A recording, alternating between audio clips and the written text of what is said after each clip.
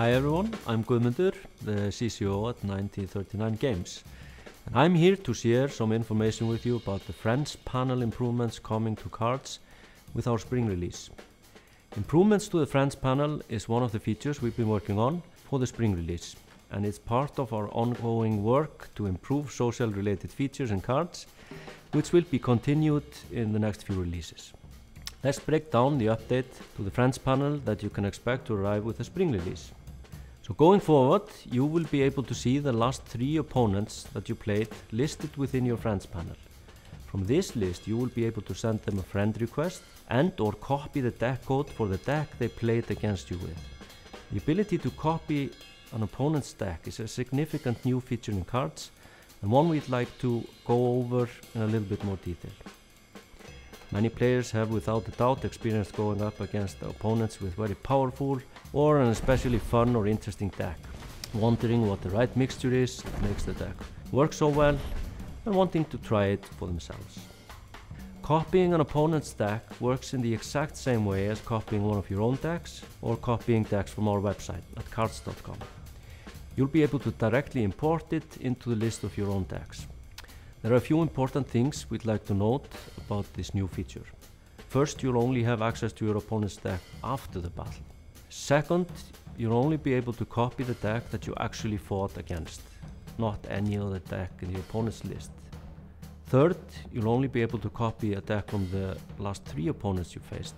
And finally, you'll need to own every copy of every card in the opponent's deck in order to be able to bring it to battle yourself. But remember, copying a deck from an opponent is only a part of the battle.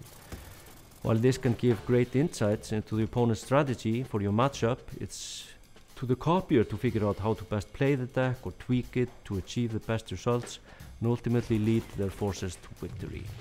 We see this new feature, much like the new battle-ready decks, which are covered in a separate blog, as a way to make deck building and playing with good and fun decks more accessible to the more casual players and mobile players, as we know deck building is a bit more unwieldy on the small screens.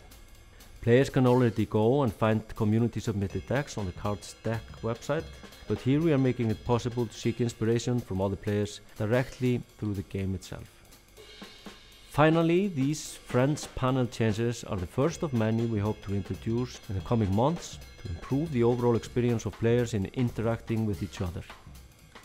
We are thrilled to keep working with the community to enhance in-game opportunities for interaction and engagement, and are looking forward to hearing your feedback on these changes, as well as sharing with you more about what we have in store for the future in the coming months and releases.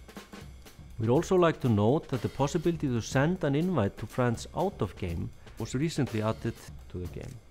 Simply navigate to the Friends panel on the top right corner of the game's main screen and click the Invite Friend button on the bottom of the panel to forward an invite to one of your friends out of game.